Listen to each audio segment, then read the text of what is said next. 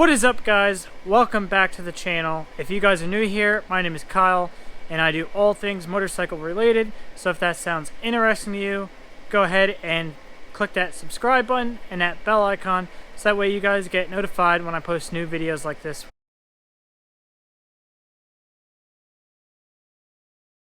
So in today's video, we had another oopsie, this time with the rear tire.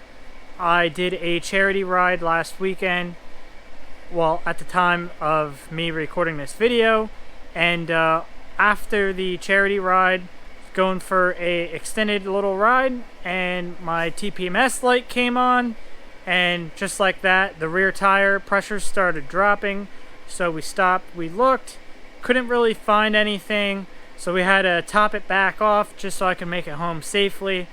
And well, it's been a day or two, and let's go check out that tire. So yeah, she's pretty flat, so I'm gonna just fill it back up with air here and get it on the lift. And then once I get it on the lift, I'll go over with you guys, because I figured might as well make a video of it, how to remove the rear tire. And then I'll have to take it somewhere, obviously, and have a new tire put on and mounted and balanced and all that jazz. And then we can pick it right back up and I'll show you how to reinstall the rear tire. So let me get this tire filled up and get it on the lift, and I'll catch up with you guys in a bit. Alright, so we got the bike up on the lift, and so what you're gonna have to do here is you can use the actual like scissor bike lift, and I'll show you here in a second. Use one of these.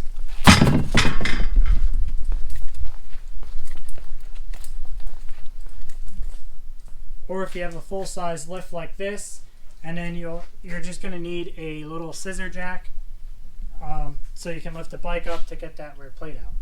But to get to this point, we obviously took off both saddlebags, as you can see, and we're going to have to get the axle out. So we're going to have to remove both slip-ons.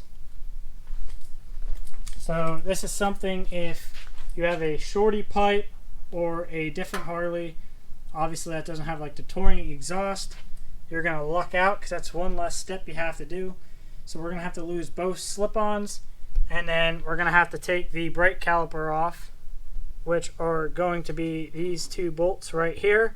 We'll get to the size when we get there, but once the caliper's off and both slip-ons are off, then we'll show you how to mark your axle, your nuts and stuff, and then that way you can reference where it was, so when you go to put your belt on and everything, the rear tire is aligned. So we're going to sit you guys up on a tripod. We're going to work on getting these slip-ons off and the caliper, and then we can jack up the bike, get the axle out, and remove the rear wheel.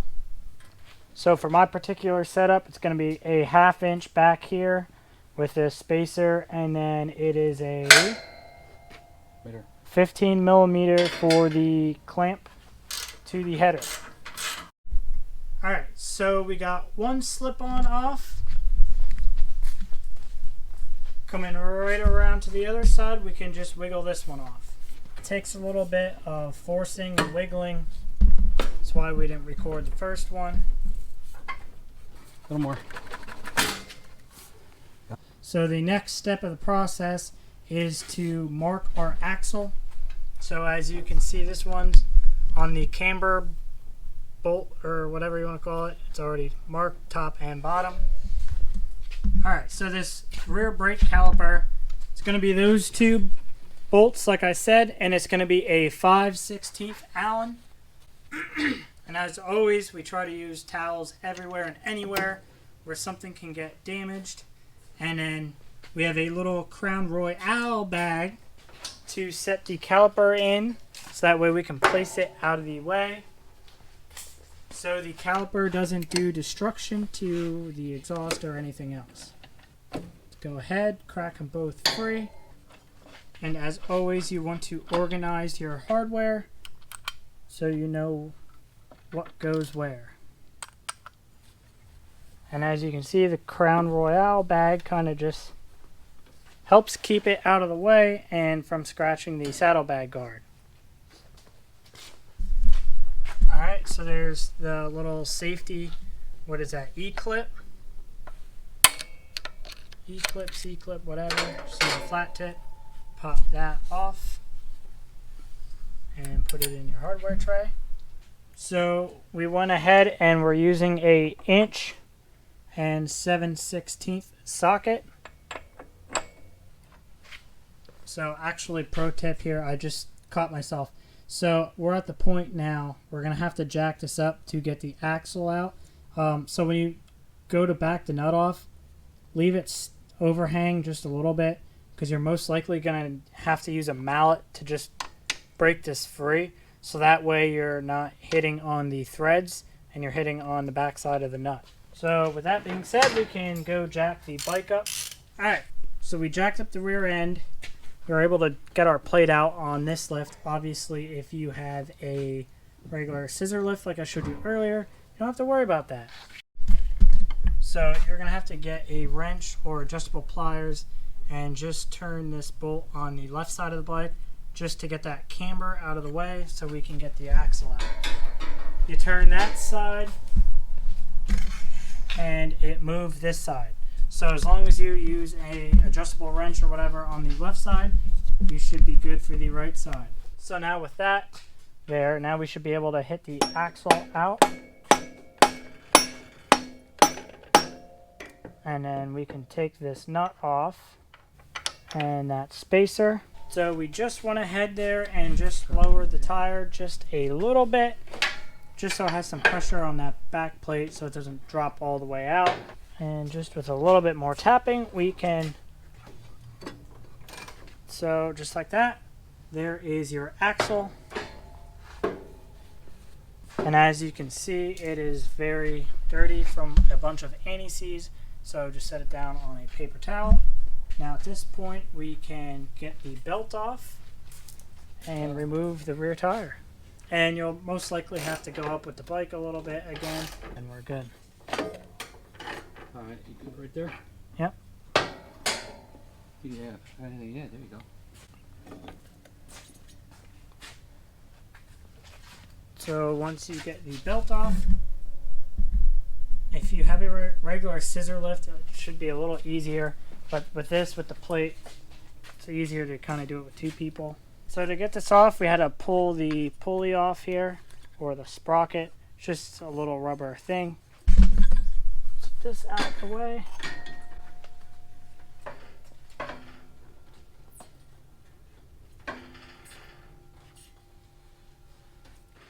Boom. Alright, so that's pretty much the synopsis of how we got this out. How to get that sprocket off, which just wiggles off and drop the tire out from below. We have said tire, and for shits and giggles, we are going to fill it back up with air and try to do a little soap and water test to see where we can find out where it's leaking from, because we can't find anything whatsoever that's obvious. So almost wonder if it just didn't get punctured and now there's a small leak in it, but we're going to find out here shortly. Fortunately enough, it doesn't look like the rim's bent with what happened to the front tire, so that is good news. But we're going to try to find out where it's leaking from. For you guys, it's going to be a matter of seconds, but for me, it's probably going to be a day or two until I can get this to the dealership or a tire place and get tires figured out. Because under the same token, I don't know if I want to put these Harley Dunlops back on or go with a like Michelin Commander or something as far as that nature goes, which if I would change out the brand of tire, I would have to take the front one off and replace that right away. So I got less than 10 or 5,000 miles until both tires most likely got to get replaced anyway. So fortunately enough, I was able to get a good solid 12,000 something miles out of this rear tire. But I'll catch back up with you guys when we figure out what we're gonna do. Alright, so upon review here, it's gonna be very hard to see here. There's a little crack inside the tread there. Might even hear it hissing a little bit. But if I take my little soap here, boom, you can see it bubble right up. So we know it's the tire, so now I just got to make my tire choice. So stay tuned. See you guys in a bit. What up, guys? Welcome back to the second portion of this rear tire video. Got my rear tire mounted and balanced.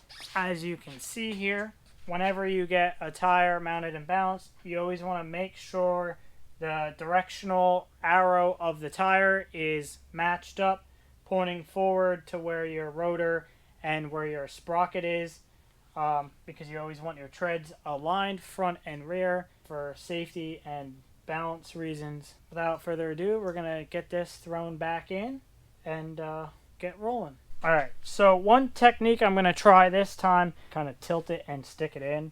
So we're going to try that to kind of just get her on up in there. The rear tire went in pretty easily using that technique. So we put it in there without the sprocket on, so that is the next order of business, which, as you see, it just has kind of rubber and stuff. So you just line it up and get it on. Right here is one of the marks. There it is. Got it? Yep.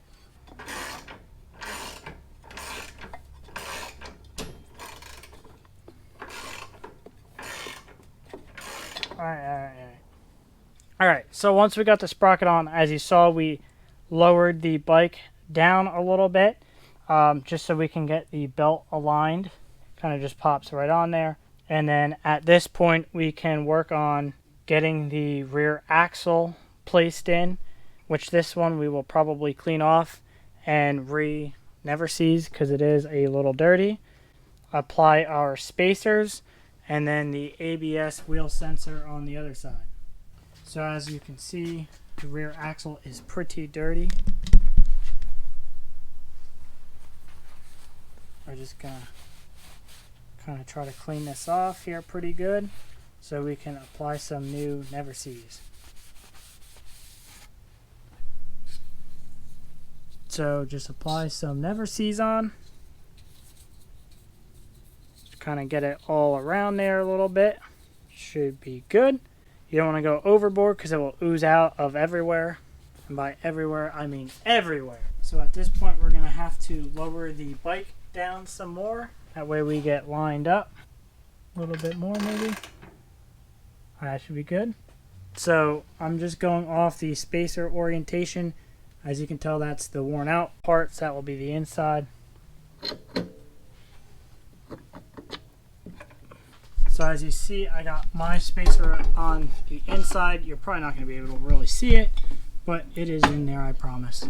So over here, he is getting the ABS sensor in there. So while he holds it to kind of keep that lined up, I'm just going to push and wiggle here.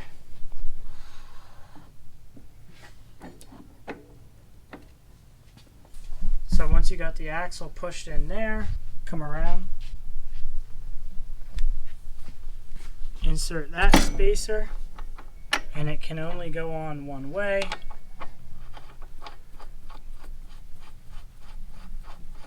Tighten that down. I don't know how well you guys can see, but you want to get those marks that we originally made into this black piece that sticks out right there. So we're going to have to use a wrench on one side. We're using an 1 3/8. You're going to have to hold it on the left side to hold your cam bolt position. I'm getting my torque wrench ready. We are going to go to, the rear wheel is anywhere from 60 to 70 foot-pounds for the rear axle nut. So I am going to go to 70 foot-pounds.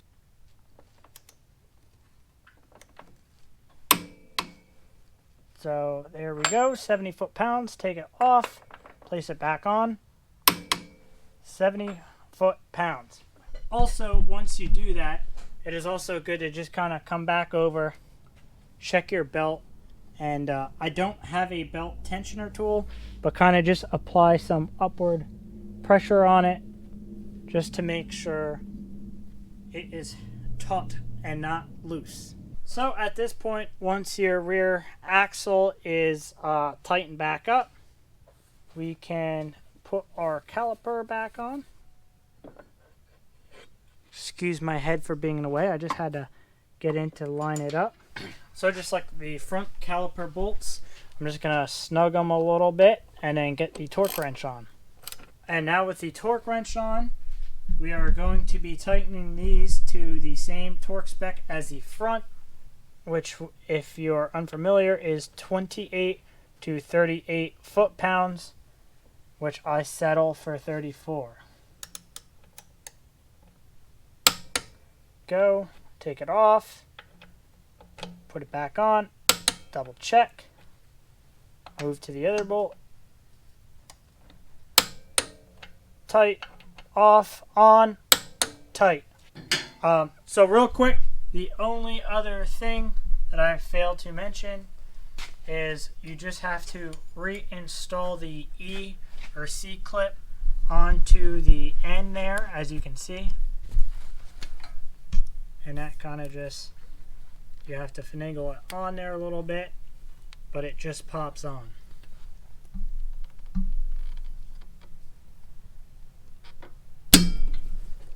And it just pops on just like so. So that will conclude the rear tire installation. Once you put your sprocket on, clean off your axle, make sure you have all your spacers and your ABS sensors where they need to be. Install the axle, install your camber spacer on this side, tighten it up to your torque spec, and then you just reinstall your brake caliper, tighten that to torque spec, and then like I showed you earlier, we had to take off my exhaust, which I'm not going to bore you putting that back on because it just slips on, and you tighten that. So with that being said, I hope this video was helpful for you guys. If you guys blew out your tire, have a flat, just need to change your rear tire, and or if you have to take your rear tire off for any other reason, I hope this video was helpful for you guys. If it was, make sure to smash that like button, comment, subscribe, and if you guys have any other tips or pointers that could help us in the future or anybody else that might be looking to do this, leave the comment down below so we can help each other out. But make sure to smash that bell icon as well, so that way you guys get notified when I post new videos like this one. And go check me out on Instagram, Motohead Kyle. The links are down below in the description. I'm a little bit more active on there, and I can engage with you guys a little easier. So if you have Instagram, go please give me a follow over there. And make sure to ride safe when you can. And I'll catch you guys on the next one. Peace!